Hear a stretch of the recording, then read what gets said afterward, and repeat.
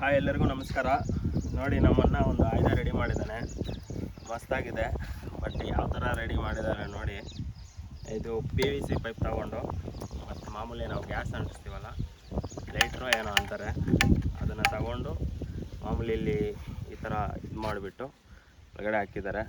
ಮತ್ತು ಒಂದು ಚಿಕ್ಕ ಪೈಪ್ ತಗೊಂಡು ಈ ಥರ ಮಾಡಿಬಿಟ್ಟು ಮಾಮೂಲಿ ಪೈಪ್ ತಗೊಂಡು ಪೈಪಲ್ಲೇ ಮಾಡಿರೋದು.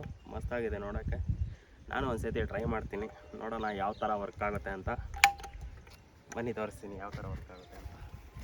ಜಸ್ಟ್ ನೋಡಿ, ಇದರಲ್ಲಿ 2 ಕಲ್ಲು ಹಾಕ್ಬಿಟ್ಟು ಮಾಮೂಲಿ ಒಂದು ಡ್ರಾಪ್ 2 ಡ್ರಾಪ್ ನೀರು ಹಾಕಿ ಮಾಮೂಲಿ ಪ್ರೆಸ್ ಮಾಡಿದ್ರೆ ಸಾಕು, ಮಸ್ತ್ ಸೌಂಡ್ ಅಂತ ಬರುತ್ತೆ.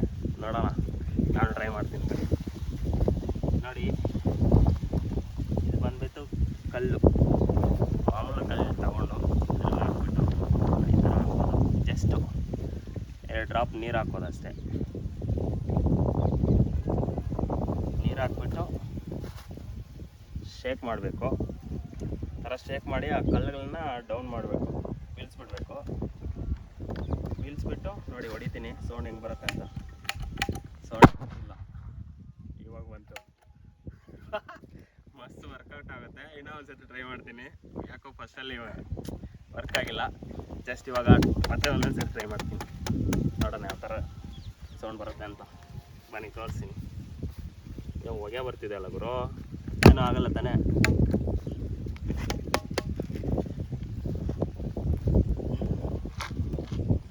ಸಾಕಲ್ಲ?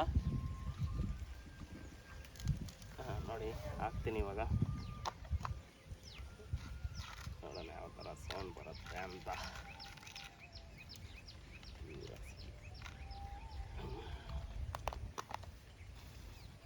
ನೀರು ಹಾಕೋದು ಇವಾಗ.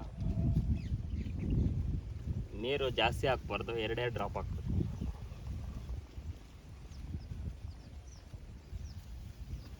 ಇವಾಗ ಇದನ್ನು ಶೇಕ್ ಮಾಡಬೇಕು.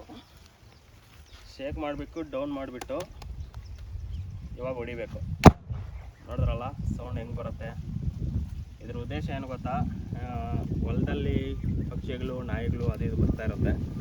ಆದ್ದರಿಂದ ಇದು ಬಹಳ ಯೂಸ್ಫುಲ್ ಅಂತಲೂ ಹೇಳ್ತೀನಿ. ಚೆನ್ನಾಗಿದೆ ನೋಡೋಕ್ಕೆ.